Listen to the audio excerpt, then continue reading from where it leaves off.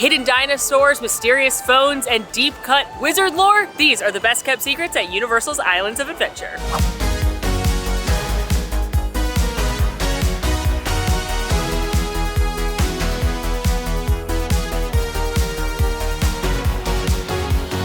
Hello Mayhem, it's been a while, but welcome back to the Secret Series, the series where I take you around the theme parks and point out some of the best kept details, secrets, Easter eggs that make these parks and these lands truly so immersive. Today, as I said, we are at Universal's Islands of Adventure, home to Jurassic Park, the Wizarding World of Harry Potter, Seuss Landing, and we are going to show you some of the best teeny tiny details. Universal Creative has really outdone themselves with some of these, so let's get in there. I love these videos. Universal's Islands of Adventure is their second theme park behind Universal Studios Florida. Of course, their third theme park is opening up next year, Epic Universe, literally. So excited about that. I think Universal would say their third theme park is Volcano Bay, but it's a water park. It's the best water park, but I don't think it's quite the same. Here at Islands of Adventure, it opened up in 1999, and it is themed to, as you probably could guess, different islands of adventure. So each of the different lands is a different port where you can have different experiences. You start here at Port of Entry, and then you work your way to Marvel Superhero Island. You go into Toon Lagoon, Jurassic Park, Seuss Landing, newest land, Wizarding World of Harry Potter, and the Lost Continent. And of course, a lot of people, when they come in the park, they immediately run to their favorite attraction, whether that be Hagrid's Magical Creatures Motorbike Adventure TM, Velocicoaster, Incredible Hulk Coaster. But if you run through, you're missing a lot of really cool storytelling here in Port of Entry. Doesn't have any IP attached to it, but when you come in here, you're immediately somewhere else. It has influences from the Middle East, from Africa, from Asia, from being exotic places around the world. And while you could spend forever in here reading the different signage and making sure you listen to different things, there's a few specific things I'm gonna point out that I think are really fun. For starters, right here is where you would rent strollers and wheelchairs. Take a look at this reliable rentals sign. You can see that they have a lot of different options, including snowshoes, a pedicab, a gondola. Unfortunately, a lot of these things are out of service or decommissioned. Or have been hired out to someone else. Oh, but big bummer, the time machine's stuck in the 6th century. I was gonna rent that one today, but thank goodness ECVs, strollers, and wheelchairs do seem to be available.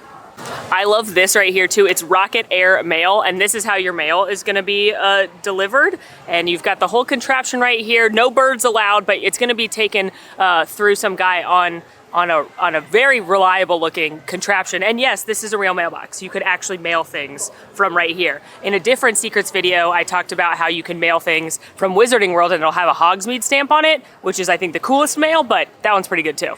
Walking through, you may notice that somebody has escaped up here. It says "see ya," and you can see that a prisoner has very stealthily exited the building. I have to wonder if it's this guy who's got a wanted poster here. You can see that the guards' keys are right here, and if you stand here long enough, you can hear the guards figure out that their prisoner has escaped. He's gone! The prisoner's gone! You don't say! Well, I'll be hornswoggled. You'll be more than that if we don't catch that convict in pronto. What the heck happened? A lot of the details in this land are auditory, so if you hear something, you may be able to find what it matches. Like I just heard some cats, looked up, well, there's some cats messing with those little birdies. This one might be my favorite. This green building right here is Sumachahari's World of Dance. It's a dance studio, and the advertisement says, from Merlin's Mambo to the Stegosaurus Stomp, discover World of Dance from Elegirias to Zapateados. Zapateados, I hope I said that right. But Merlin's Mambo and Stegosaurus Stomp are nods to two other lands in the park. Of course, Stegosaurus Stomp, nod to Jurassic Park. Merlin's Mambo, originally a nod to the Lost Continent, which still exists, but in a lot less of its original form. And Merlin isn't exactly present anymore. However, I love that Merlin still works for Wizarding World of Harry Potter, because obviously Merlin is one of the most famed wizards of all time. And did you know he was a Slytherin? So we'll be back at Port of Entry before the end of this video, but there's truly so much you could look at and explore. You could spend forever just reading all the different signs and listening for different Easter eggs. I have a dinner reservation in this land in a little bit. Spoiler alert, it's in there, because there's some cool Easter eggs in the restaurant. But for now, we're off to Marvel Superhero Island. Welcome into Marvel Superhero Island with the incredibly loud but incredibly awesome Incredible Hulk coaster right behind me. Now, one thing you need to know about Marvel Superhero Island is that this is themed to comic book Marvel. This was developed and opened, and now Dr. Doom, superheroes are loud. That's what I think we all need to take away from this video. This opened up again 1999. This is prior to when Disney acquired Marvel. So a lot of people ask why Marvel is here when Disney owns it. It's because they rented it out first. They had the licensing first. So then you might ask yourself, okay, but Disney owns it now. How does Universal possibly still have Marvel Superhero Island? Well, it was actually in the contract when Disney bought Marvel. There were negotiations that included Universal. They came up with a rule that Marvel characters that appear here in Marvel Superhero Island cannot appear in a Disney park east of the Mississippi, and that was part of the negotiations for Disney buying and acquiring Marvel. So that means Marvel characters that you can see here, you cannot see in Walt Disney World. You can, however, see them in Disneyland because, again, farther away from Universal, so you've got some spread out, which is why you get Avengers Campus out in California Adventure. The loophole, I guess, of that rule is that there are some characters that don't appear in Universal, which means Disney can use them in their parks, hence why we get Guardians of the Galaxy Cosmic Rewind over at Epcot. Because you're not going to find the Guardians anywhere in this park, except for maybe merchandise, which isn't part of the agreement. I'm talking like rides, set pieces, design, etc. But speaking of the Incredible Hulk coaster, isn't that amazing? That launch is so fun. It comes out of nowhere, enough to power a jumbo jet, that engine is, that launch. The cool thing about Hulk is that it is considered an opening day attraction. It opened with the park in 1999. However, it was refurbished in 2016, but you can see some of the original track right here, right outside the attraction, where Hulk is very gently, I think, picking it up and gonna place it down really nicely. I definitely don't think he's gonna like throw that car or break anything. The Marvel superheroes, especially Hulk, are always so thoughtful and courteous of their surroundings when doing their superhero doings. This is how I know I'm old. When I watch Marvel movies, I'm often like, yeah, they're saving the city, but at what cost? Like, millions of dollars of damage done. Specifically in Age of Ultron, when Hulk is hulked out and Iron Man's trying to stop him, like they're just destroying people's property. I hope Tony Stark's paying them back. Now, since we are supposed to be in a comic, you're gonna see things that would be very common in comic book illustrations. For example, the shops and restaurants don't have official names. They just say very basic, like arcade, shop, store, cafe, because that's what you would see if you were looking at a comic book. There's also tons of different nods to different characters in the Marvel comic book universe. I pointed this out in a different video. You've got Nelson and Murdoch right there, attorneys at law. I pointed out a lot of Easter eggs in here before, and I'm trying to do all new fun facts, or as many new fun facts as I can. And that's why we're headed back towards Dr. Doom. Here you've got a sign for Blaze and Ketch Mechanics, opening soon. That is a nod to Johnny Blaze and Danny Ketch, two characters that have taken up the mantle of Ghost Rider, and it makes sense they'd be good at mechanics because, you know, Ghost Rider rides a sweet bicycle, gotta be handy. Let's ride.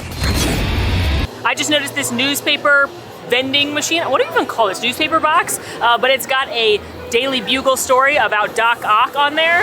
Okay, I may be too far down a rabbit hole. I should note that I am pretty good with Marvel, like the Disney Marvel. I love the MCU, big fan. I did not grow up reading comics, so some of these Easter eggs go over my head a little bit. But what I like to do is Google everything. Every sign that I see, I like to Google it and see if it ties into Marvel, and that's a fun way to find Easter eggs. So I was looking at that Daily Bugle, and I noticed that it was written by Dale Mason. So I was like, oh, is that maybe one of Spider-Man's friends from the Marvel comics? But no, this may be too far. When I Googled Dale Mason Marvel Wikipedia brought up a villain named Sheriff Dale, and then they refer to him as the corrupt sheriff of Mason County, Georgia, and apparently he gets into some shenanigans, a little bit of a tussle with Deadpool. So do we think that's a nod to him, or do we think I'm just down a hole?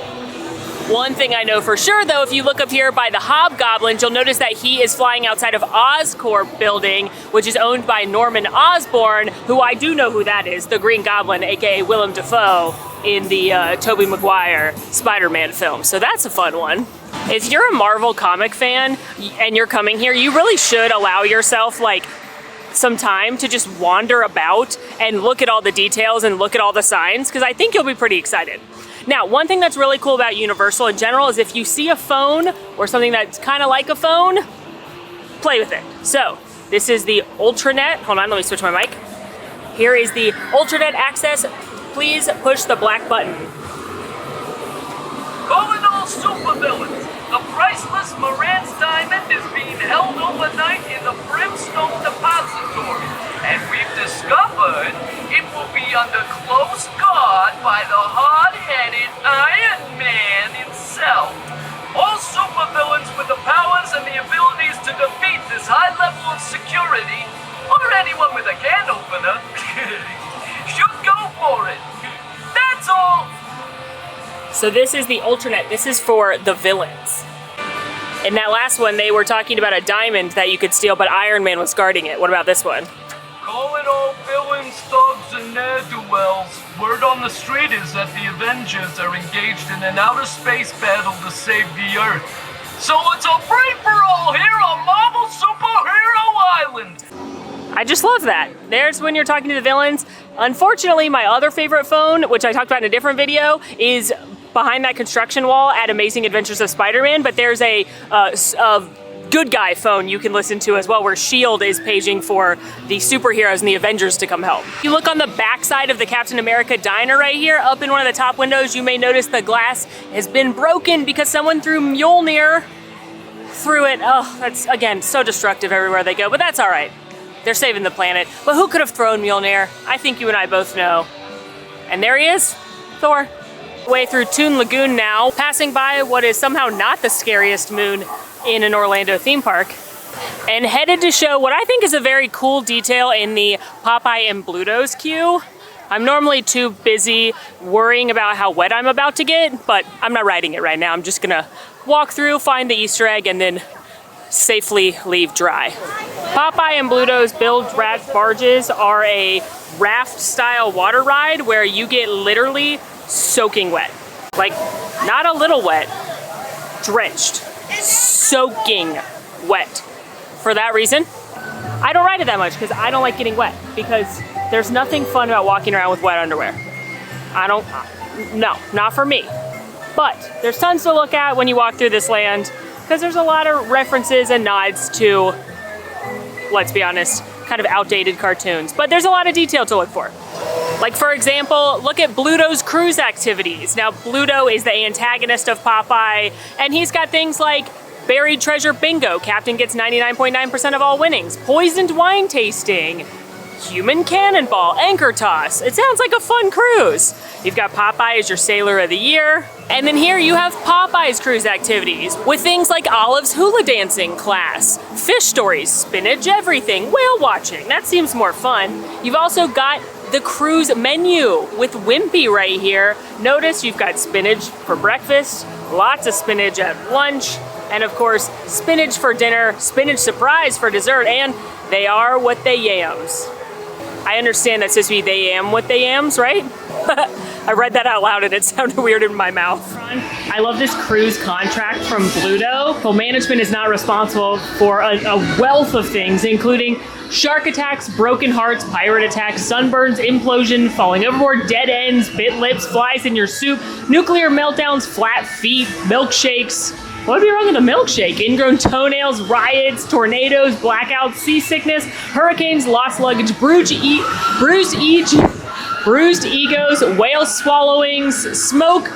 2 hours later. All right, we have found the complaint office. For help, pull rope. Oh no. I just lit a cannon. Oh, I get the joke. Oh my God, we gotta get out of here. Oh my God, that's horrible. Speaking of cannons, if you look at Bluto's office right here, he also has a cannon, and he's using a photo of Popeye for target practice. And if you follow the trail, you can see that the cannonball went through several walls and then finally ended up in a telephone pole. Also, he's torturing Popeye's bird, who we saw his cage earlier, and that feels rude. Also, he has a photo of the Titanic on his wall. So that's nice. And first dollar stolen, the way that many businesses have a first dollar made on their wall, his is stolen.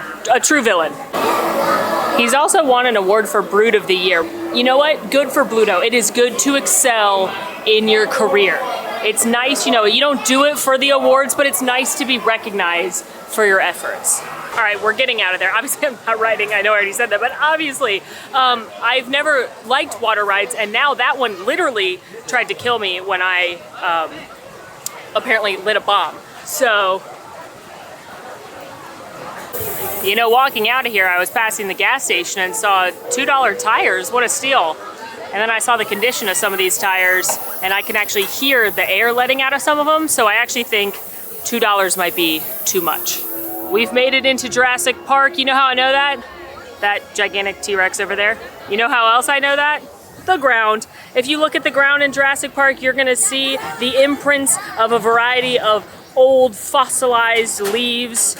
I think Dr. Ellie Sadler would be tickled by this. But let's go get that dino. Nope, wrong park.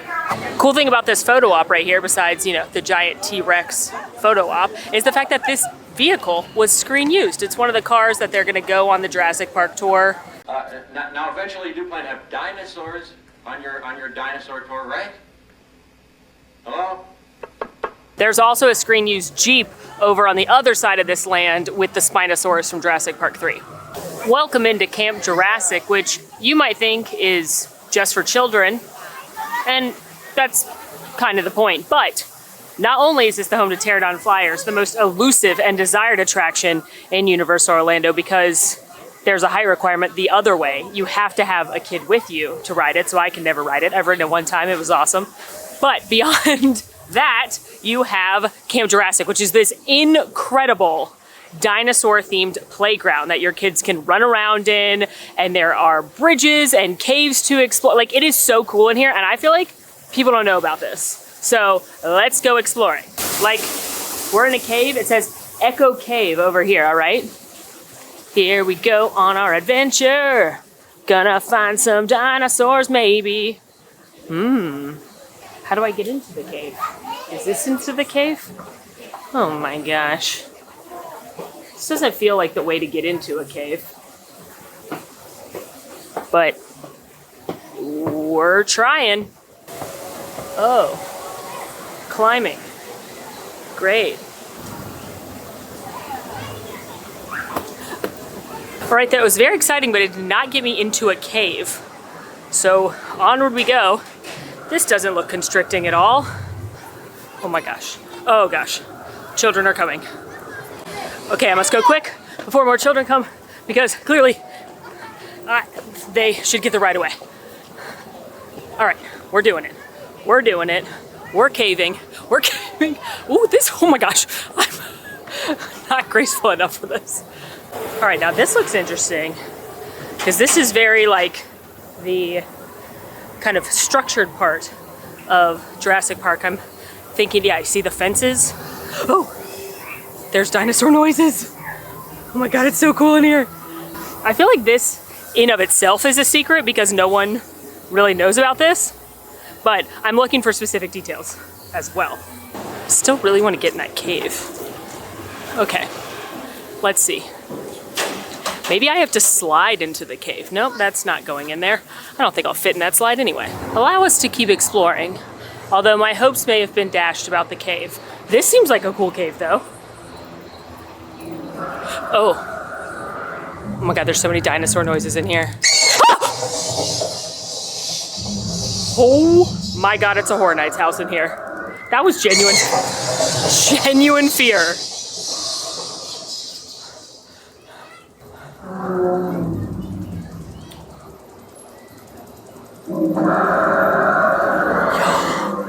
It's Amber, like in the movie. This is where they get the mosquitoes, and then that's what makes the dinosaurs. Bingo, dino DNA. Y'all telling me this is not so cool? This is awesome. I wish we would stop doing that. Look, this one actually has a mosquito in it. They're gonna, well, some kind of bug. Cockroach maybe? They're gonna like that one.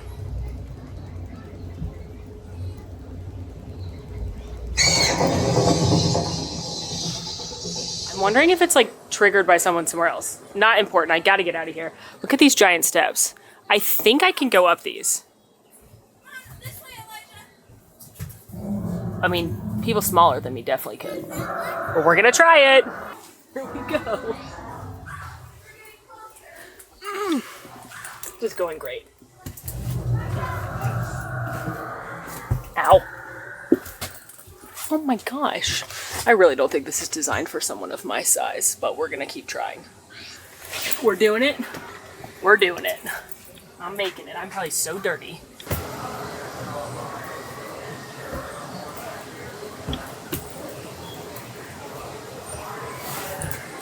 Okay, we made it. Super gracefully. Definitely no issues at all. Anyway, this place is awesome. You can hear dinosaurs. Your kid loves dinosaurs. This is a must. Or if you're a giant child like I am. Watch this.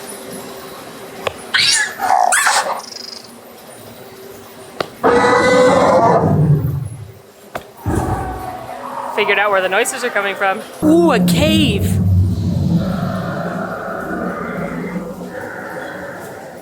This one's cool too. Whoa. This is awesome. Whoa.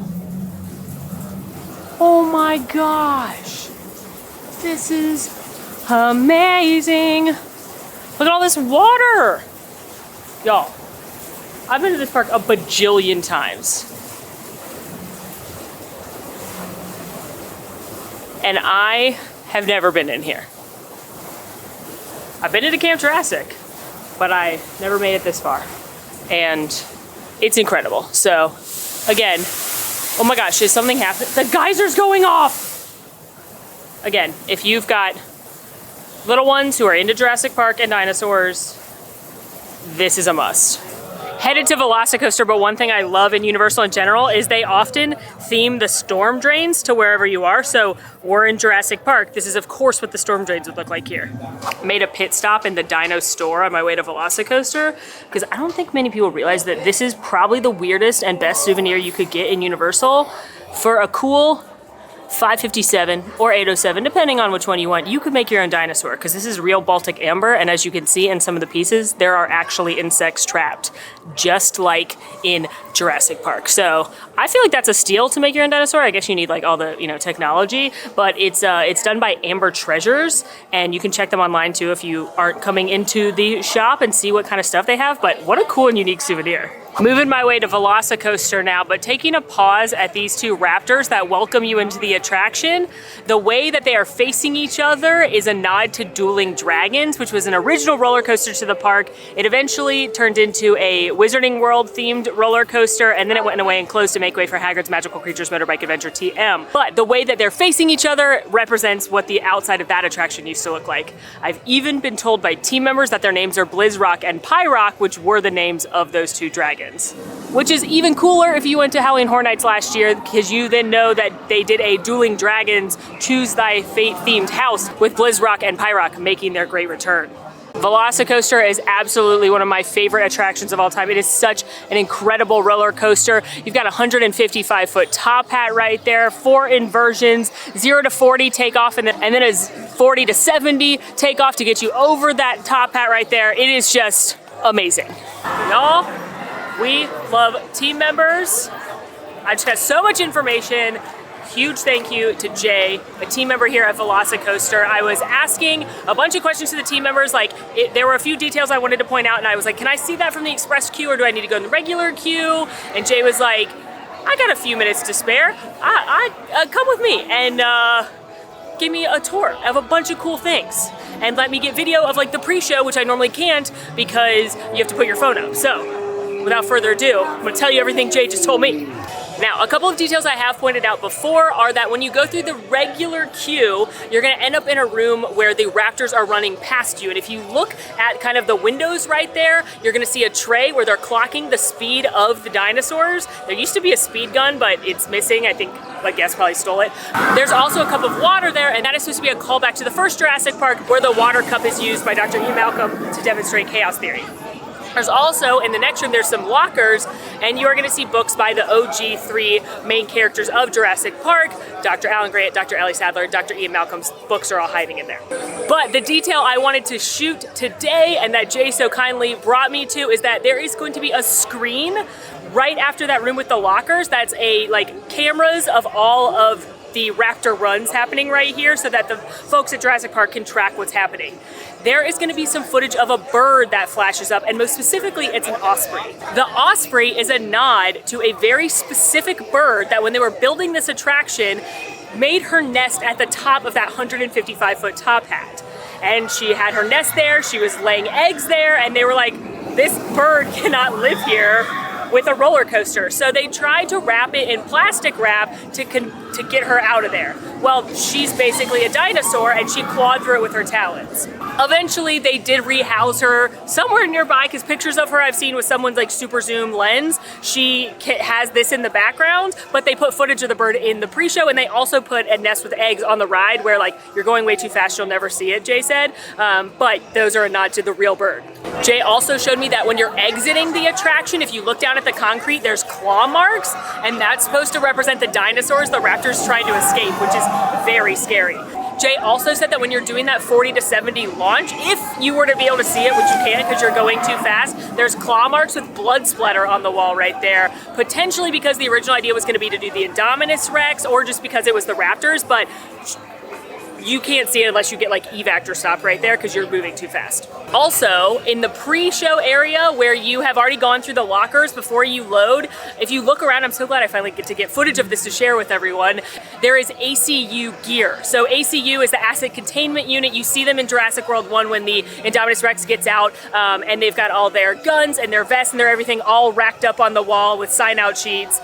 But specifically, I want to call your attention to two different ACU members. If you're watching the video with Owen Grady telling Claire what a terrible idea this is when he's in the raptor pen, there are two ACU members that are actually members of Universal's creative team that worked on this attraction. You've got art director Gregory Hall and show director Shelby Honea. I'm sorry if I'm saying your name wrong, Shelby, you're amazing. And even further, if you look up in the top corner of the screen, there is a tracker for the different dinosaurs as well as the ACU members, and their names are on it. I just think that is so cool that two of the people that brought this incredible attraction to life get to live on forever inside of it in character with Owen Grady. So big thank you to Jay for showing me around and showing some of those Easter eggs. I did ask if paddock tours are available here, which is kind of a secret in of itself at Universal. At several of the attractions, you can ask team members if they have time for a tour. It's a paddock tour here, it's a castle tour at Hogwarts, a bank tour at Gringotts, a headquarters tour at Men in Black. And if they have spare team members, they will actually walk you around and show you some of the little details like Jay just did for me. You can do a garage tour at Fast and the Furious. So it all comes down to staffing and if they have availability. Jay said that there isn't always that availability here just because it is so popular, but if you're into this kind of stuff, it never hurts to ask. So thank you again to Jay. You absolutely made my day. And let's go to Hogwarts. Walking out of Jurassic Park and into Hogsmeade, and this other guest walking by me just goes, man, John Williams is the GOAT. Because you can hear the beautiful score to Jurassic Park when you're walking out, and then hear it again when you walk into Wizarding World. And like, could not agree more. John Williams, what a champion. Oh, I just love this land so much. But I'm not actually spending that much time in here because I've done a lot of Secrets of Wizarding World before. In fact, I somewhat recently did over 100 Secrets of the Wizarding World, both here in Hogsmeade and Islands of Adventure and Diagon Alley across the way at Universal Studios Florida. But I do have a couple of new little things to point out. First of all, if you come into the Hog's Head to grab yourself a butterbeer or a pint of something, when you walk past the stairwell right here, it's roped off, it's for in-guests only, but if you listen closely, you can hear house elves walking and talking and cleaning dishes up here. One of them just said, "We have to get this ready for Master." We have to get this ready for Master. And it made me really sad because the house elves really are a reflection of injustices in society and indentured servitude. But, you know, not to get too sad, that's a cool Easter egg. This is not really an Easter egg, but it's just a cool detail in the land is the wanted poster for Sirius Black. And you can't really see it very well during the day, but at night it looks incredible. God, these whole lands are just, they're just the detail. It blows my mind. Want to point out here outside of Hagrid's Magical Creatures Motorbike Adventure TM, my favorite attraction on planet Earth, you may notice that above the words, there is a face right there. And that is actually the Green Man, who in folklore and some religions is considered like a spirit of the forest. And she, who must not be named, who wrote Harry Potter, has said in an interview that that was one of the characters or inspirations behind Hagrid. So the creative team here at Universal wanted to honor Hagrid's origins, and so they put the Green Man right there.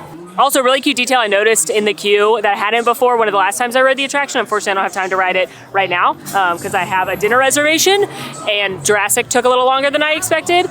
But there are tons of things in here. There's tons of cool graffiti. There's mermaids. There's the hidden golden egg from the Triwizard Tournament. But in Hagrid's like study, I guess if you want to call it, where you can see his giant dragon skin gloves, he's got the Monster Book of Monsters. There is a crate in there, and if you look inside of it, there's a teddy bear. And my book fans will know that that is how he sent off Norbert, the baby dragon that he received in Harry Potter and the Sorcerer's Stone.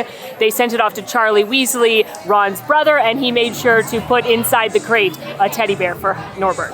And honestly, I love that they put book references into this land. Obviously, Norbert is in the movies, but the whole story of Ron and Harry trying to sneak and give Norbert off to Charlie and his friends, that doesn't happen, but that's from that scene. Additionally, I've said it before, but I like pointing out that the blast-ended Scroot that you see on the attraction, that's a book-only monster too. Last thing I'm going to point out in Wizarding World, because again, I've done a lot of stuff in this land, is if you look up at this clock right here, very tippy top, you've got this tower, and if on the 15s, an owl's going to pop out for the cuckoo clock.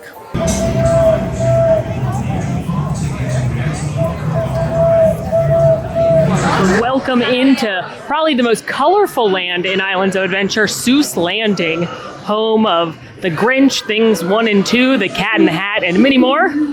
But none of these things would be possible without the creator of these books, Dr. Seuss himself, who's hiding right here outside of the Mulberry Street store.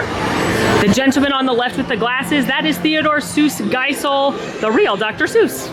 One thing I love about Seuss Landing, and I know I've told this one before, but it's just so cool, how can you not, is the fact that everything in the land isn't in straight lines, because that's how a Dr. Seuss land would be. So if you look at the curvature of the buildings, it's all curves, similar to how Ron Howard did Whoville in Dr. Seuss How the Grinch Stole Christmas, the Jim Carrey version. But even the trees are crooked.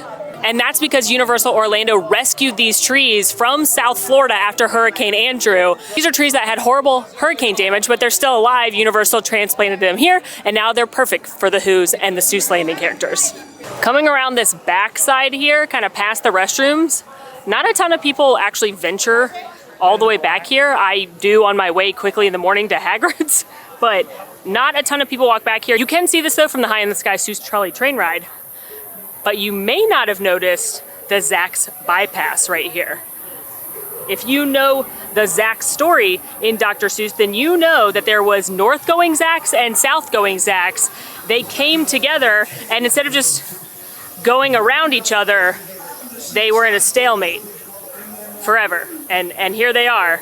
And you can actually see their footprints right here.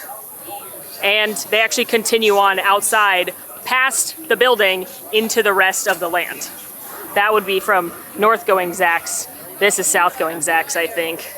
And then they stand here forever, which, you know, doesn't seem like the most logical thing to do, but that's what they did. I love that there's nods to tons of Dr. Seuss characters, not just the most popular ones. For example, right here at this snack stand, you've got Mr. Brown and Mr. Black from Hop on Pop sharing a snack fittingly.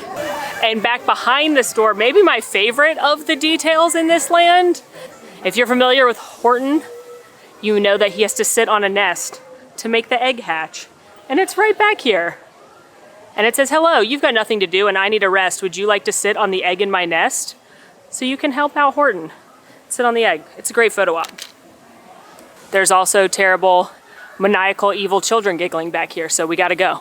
But now we are headed for our final stop on this magical adventure today, Confisco Grill.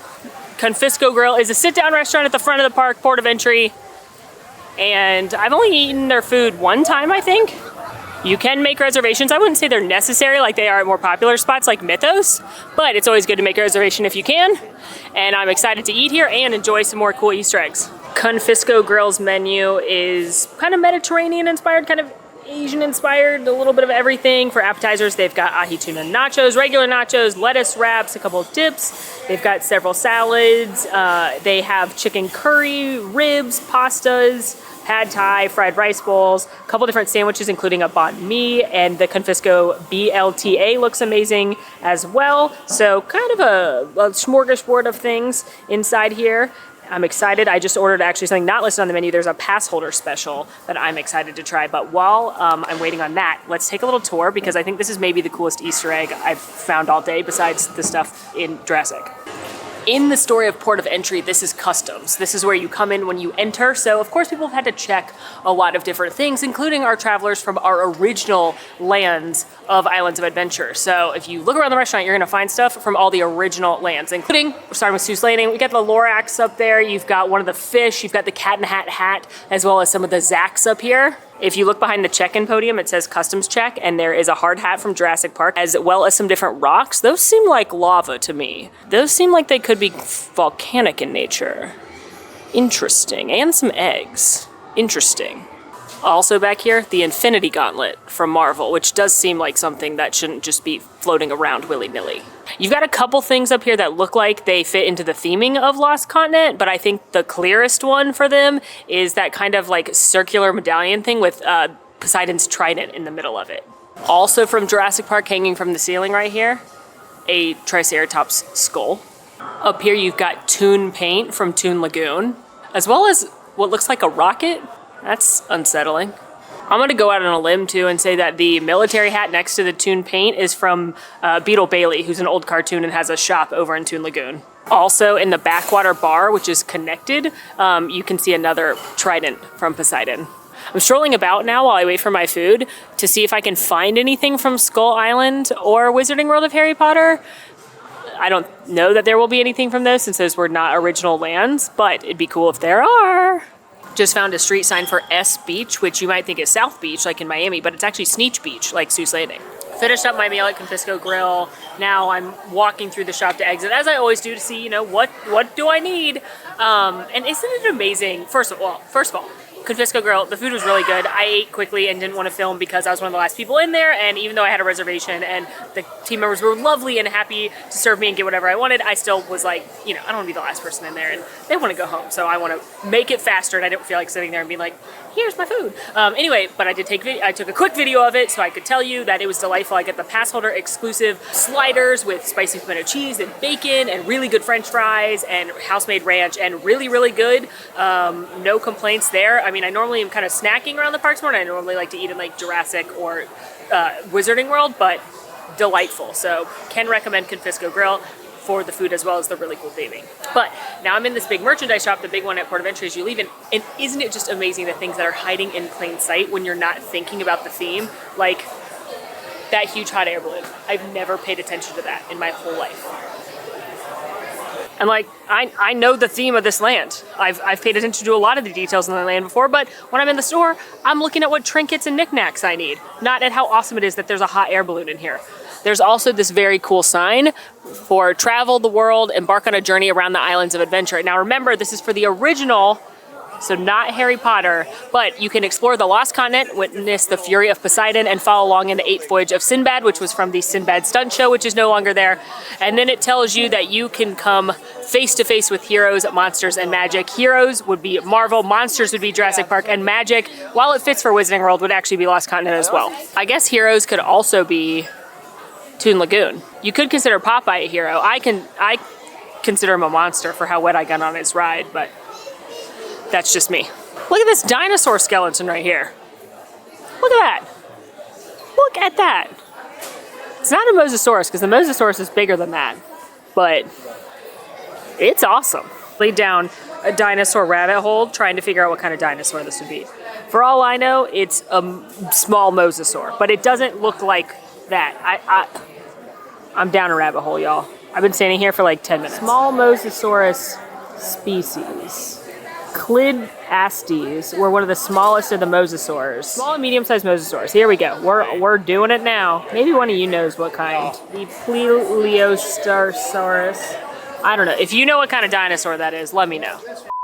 Last thing I want to point out when exiting the park, of course, you've got the Islands of Adventure lighthouse right here. I said in a different secrets video that this lighthouse is designed after the Lighthouse of Alexandria, which is one of the 7 wonders of the world. But if you look at night, which a lot of people don't think to turn around and look at it, it's actually a working lighthouse. And you can see the light up there spinning and casting out to those beyond who might be coming to the ports at Islands of Adventure.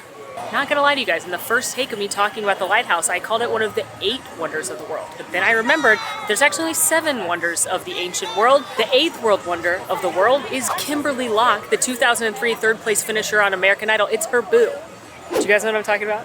I just found that in the deepest, darkest parts of my brain.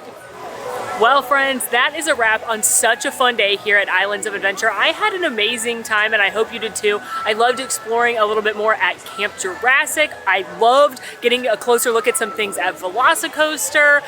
Walking around Confisco Grill and looking for all those things was like a really fun little scavenger hunt. So again, I hope you had fun following along. I hope you enjoyed these kinds of videos. We have tons of other versions of these videos here at Universal. I've got one at the other park. I've got some stuff between the two. I've got a couple on Wizarding World. Over at Disney, we've got a bunch of secrets videos as well, some at Disneyland. So if you like these kind of things, we got plenty for you. Let me know what else you'd like to see next as far as secrets go.